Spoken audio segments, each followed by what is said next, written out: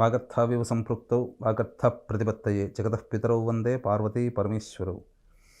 అన్నపూర్ణే సదా పూర్ణే శంకరః ప్రాణవల్లభే జ్ఞానవైరాగ్యసిద్ధ్యర్థం భిక్షాం దేహి చ పార్వతి. మాతా చ పార్వతీదేవి పితాదేవో మహేశ్వరः బాంధవా శివభక్తాశ్చ స్వదేశో భువనత్రయం. సదాశివసమారంభాం శంకరాచార్యమధ్యమాం అస్మదాచార్యపర్యంతం వందే గురుపరంపరాం. ఆదిత్యాయ చ సోమాయ మంగళాయ బుధాయ చ గురుశుక్రశనిభ్యశ్చ రాహవే కేతవే నమః.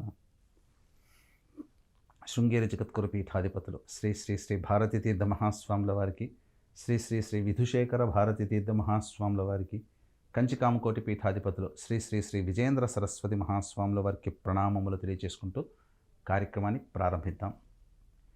ముందుగా వీక్షించేటువంటి సువర్ణ మీడియా ప్రేక్షకులకి 2024 సంవత్సరం ఆంగ్ల నూతన సంవత్సర శుభాకాంక్షలు తెలియజేసుకుంటూ, ధనుస్సు రాశి వారికి ఈ 2024 సంవత్సరంలో ఎటువంటి శుభ ఫలితాలు అశుభ ఫలితాలు కలుగుతాయో క్లుప్తంగా తెలియజేసుకుందాం. వీక్షించేటువంటి ప్రేక్షకులకు సందేహం రావచ్చు, రాశి ఫలితాలన్నీ కూడా ఉగాది నుంచి ఉగాదికి చెప్పుకుంటాం కదా, మరి ఈ యొక్క జనవరి నుంచి చెప్పుకునే సాంప్రదాయం ఏంటి అని అనవచ్చు.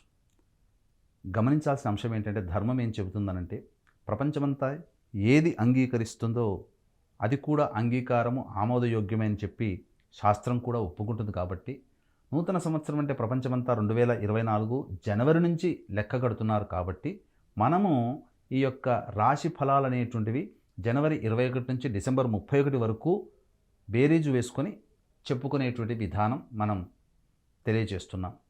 కాబట్టి ఆంగ్ల నూతన సంవత్సర 2024 సంవత్సరంలో ధనుస్సు రాశి వారికి ఎటువంటి ఫలితాలు ఉంటాయో మనం తెలియజేసుకుందాం.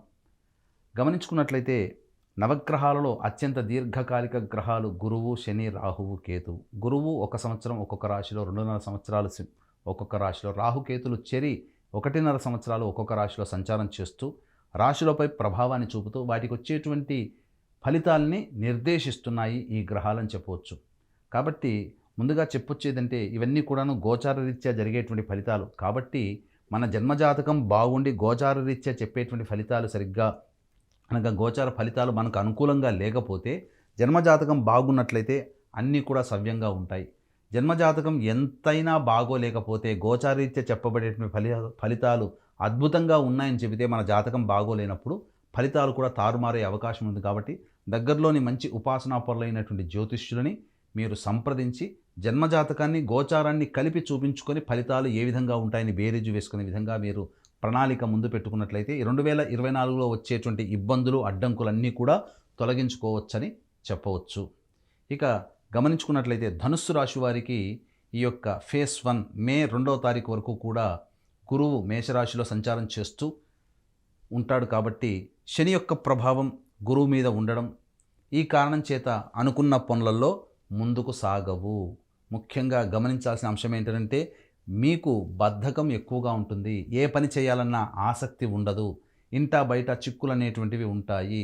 సోదర సోదరుని మనతో, అలాగే తెలిసిన వారితో, నమ్మకస్తులతో ఇబ్బందులు ఎదుర్కొంటారు. కొత్త వాళ్ళు పరిచయం అవ్వడం, తద్వారా వాళ్ళ వల్ల మోసపోవడం అనేటువంటిది మే 2వ తారీఖు వరకు జరుగుతుంది. కాబట్టి కొత్త స్నేహితుల పట్ల అప్రమత్తంగా ఉండండి.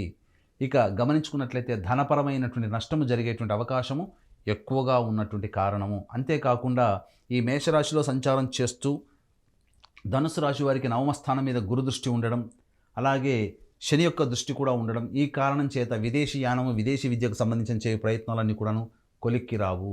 అలాగే పిత్రార్జితము, పూర్వార్జితము అనగా మీరు సంపాదించుకున్న సొమ్ము, తాత ముత్తాతలు సంపాదించిన సొమ్ముకి పట్ల గ్యారంటీ లేదు, నష్టపోయేటువంటి అవకాశాలు ఉన్నాయి. కాబట్టి జాగ్రత్తలు పాటించండి. ఎవరికైనా కానీ జామీన్గా ఉండడం కానీ గ్యారంటీదారుగా ఉండడం మాత్రం ఈ మే 2వ తారీఖు వరకు చేయకండి. తద్వారా నష్టములు ఎదుర్కొనే అవకాశం ఎక్కువగా ఉంటుంది. కోట్ల చుట్టూ తిరగాల్సినటువంటి పరిస్థితులు ఎక్కువగా కనబడుతున్నాయి. అంతేకాకుండా ఇంకా గమనించుకున్నట్లయితే న్యాయవాద సంబంధించినటువంటి విషయాల్లో, న్యాయ తీర్పు విషయాలలో మీకు అనుకూలముగా రాదు. కాబట్టి ఏదైనా అన్నీ కూడా మే 2 తర్వాత పోస్ట్పోన్ అవ్వడమే చాలా మంచిదనేటువంటి విషయాన్ని గమనించుకోవాలి.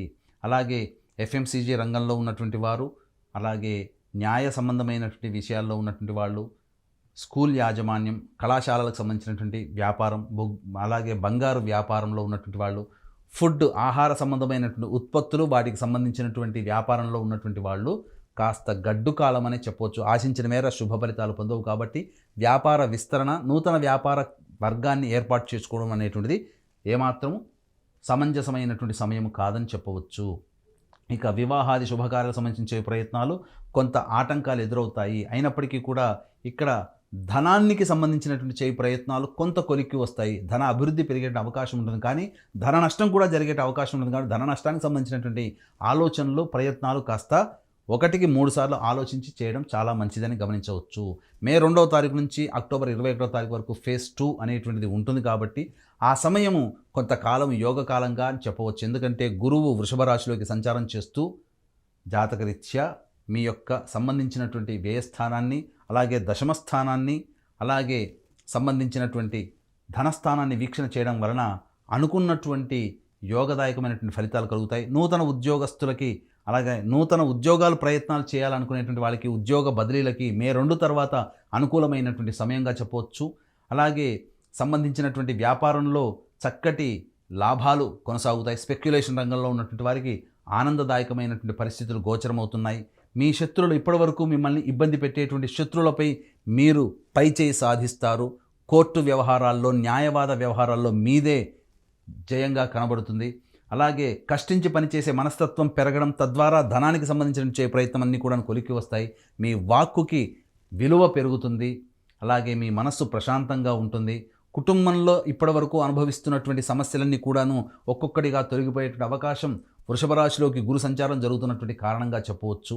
ఇక గమనించుకున్నట్లయితే ప్రధానంగా ఫేజ్ 3 అయినటువంటి అక్టోబర్ 21వ తారీఖు నుంచి డిసెంబర్ 31వ తారీఖు వరకు ఉన్నటువంటి సమయం ఏదైతే ఉంటుందో ఆ సమయము యోగదాయకమైనటువంటి సమయం, అత్యంత శుభదాయకంగా అని చెప్పవచ్చు. ఎందుకనంటే ఈ యొక్క ధనుస్సు లగ్నానికి కుటుంబాధిపతి, సోదర సోదరి స్థానాధిపతి ఎవరైతే ఉంటారో వాళ్ళందరి మీద కూడాను పైచేయి సాధించేటువంటి స్వభావం కనబడుతుంది. ఇప్పటివరకు మీ ఇంట్లో మీకు తెలియకుండా ఇంటర్నల్ ఎనిమీస్గా ఉన్నటువంటి మీ కుటుంబ సభ్యులపై పైచేయి సాధిస్తారు. అలాగే విడిపోయినటువంటి సోదర సోదరీమణులు కలుసుకునేటువంటి అవకాశాలు ఎక్కువగా ఉంటాయని చెప్పవచ్చు.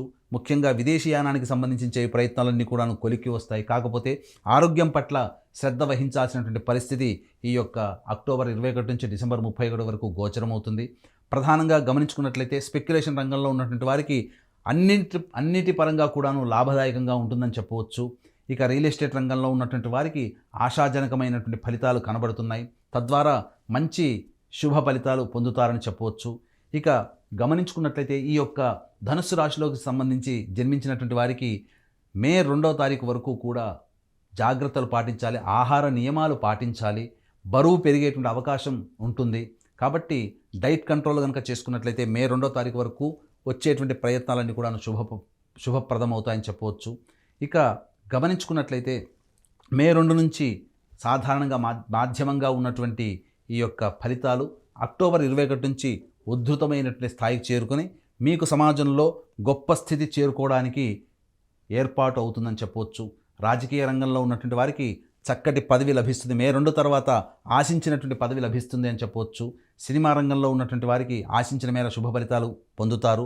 మే 2 వరకు కూడా సాధారణంగా కొత్త కాంట్రాక్టులు చేయకపోవడమే చాలా మంచిదనేటువంటి విషయం సినిమా రంగంలో ఉన్నటువంటి వారు గమనించుకోవాలి.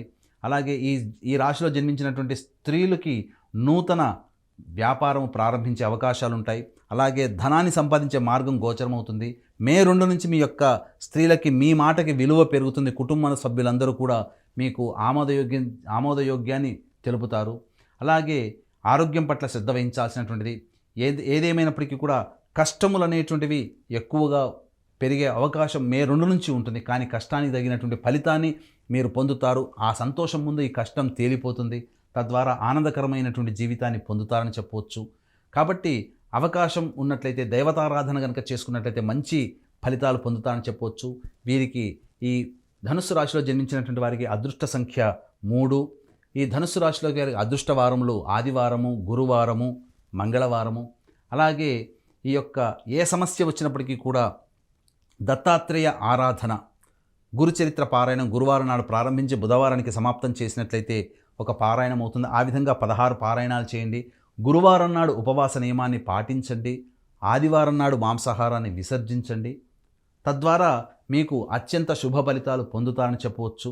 అంతేకాకుండా అనేక సమస్యలతో బాధపడుతున్నటువంటి ధనుస్సు రాశి వారికి మీ యొక్క సంకల్పం నెరవేరాలి అనేటువంటి ఒక సదుద్దేశంతో మా పీఠం ఆధ్వర్యంలో 21 రోజుల పాటు ప్రతి నెల 21 రోజుల పాటు సంకల్ప సిద్ధి హోమాది కార్యక్రమాలు అనేటువంటి జరిపించడం జరుగుతుంది. అలాగే తండ్రి వైపు 7 తరాలు, తల్లి వైపు 4 తరాల్లో ఏవైనా దుర్మరణాలు ఉన్నా, పిండ ప్రదానాలు చేయలేకపోయినా వాటిని పితృదోషం లేదా పితృశాపం అని అంటారు. కాబట్టి ఈ పితృశాపం లేదా పితృదోషం ఉన్నప్పుడు మీకు సంబంధించినటువంటి ఎటువంటి పనులలో కూడా పురోగతి అనగా అభివృద్ధి అనేటువంటిది ఉండదు, మీ సంకల్పం నెరవేరదు. కాబట్టి పితృదోష నివారణకు ప్రతి నెల మా పీఠం ఆధ్వర్యంలో పితృదోష నివారణ పూజలు హోమాలు జరిపించడం జరుగుతున్నాయి.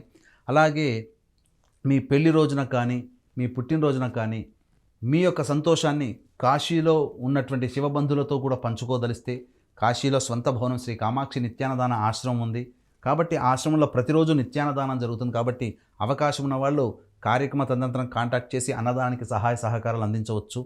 చూశారు కదండి, ధనుస్సు రాశిలో జన్మించినటువంటి వారు ఈ చెప్పినటువంటి పరిహారాలు గనక చక్కగా పాటించినట్లయితే అనుకున్నటువంటి విధంగా యోగాన్ని పొందుతారు. ఫేజ్ 1 ఎంత కష్టదాయకమైనప్పటికీ కూడా ఫేజ్ 2లో మంచి ఫలితాలు పొంది ఫేజ్ 3 కల్లా ఉన్నతమైనటువంటి స్థానానికి చేరుకుంటారని చెప్పడంలో ఏమాత్రము సందేహం లేదని తెలియచేసుకుంటూ సర్వం శ్రీ ఉమామహేశ్వర పరబ్రహ్మార్పణమస్తు.